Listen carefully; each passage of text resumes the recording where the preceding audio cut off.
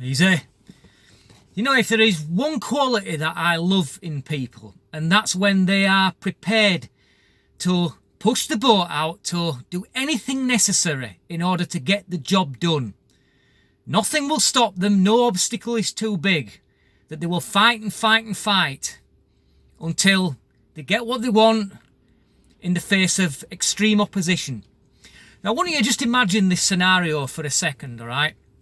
That 30 years ago, if you've been alive that long, you bought a house that was a very large and would have been a very expensive house if it wasn't in such a poor state. Now, you weren't rich enough to buy that house outright as it should have been, but over the next 30 years that you put lots of work into it to do it up and to make it into the beautiful house that it is today. And you've got this house there that all that work that you've put into it, all the effort that you've put in, you are not going to want to see that come to nothing, are you? And then one day, a group of 500 mainly peaceful protesters walks down your street on their way to the mayor's office in order to force them to resign. And they decide to have a little detour to these peaceful protesters, and they decide to come into your private property to perhaps do damage to your beautiful house.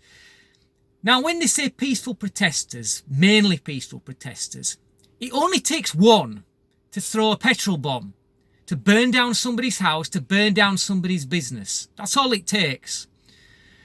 Right? Now, you will, if you are like the person that I described earlier, you will make sure that you do everything in your power to protect your property from being burnt down, because you've already seen what happens. You've already seen what these so-called peaceful protesters are capable of. And what you do is that you take your legally owned firearms and you stand in front of your property like a pair of Queen's Guards without uniforms on, and you will do anything to protect it. And that is exactly what a couple in America have done. They have protected their property from a potential rampaging mob of Black Lives Matter protesters with their guns, and they are showing force. They are showing a ring of steel around their property because of what they've done already.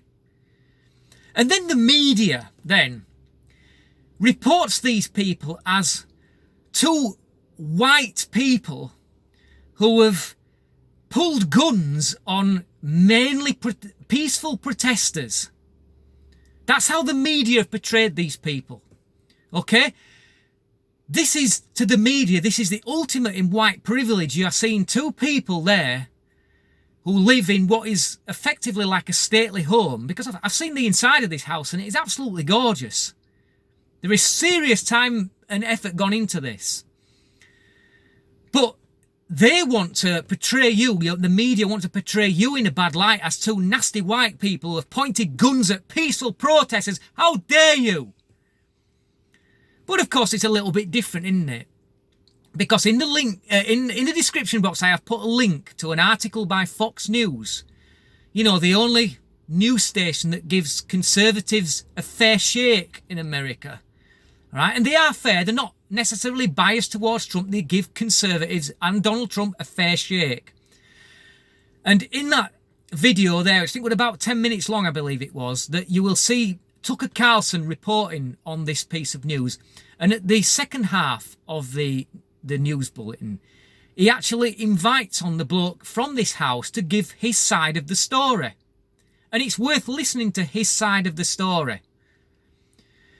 But what's really enraging is the way that the media have portrayed this as this white couple. First of all, why are they bringing their race into it?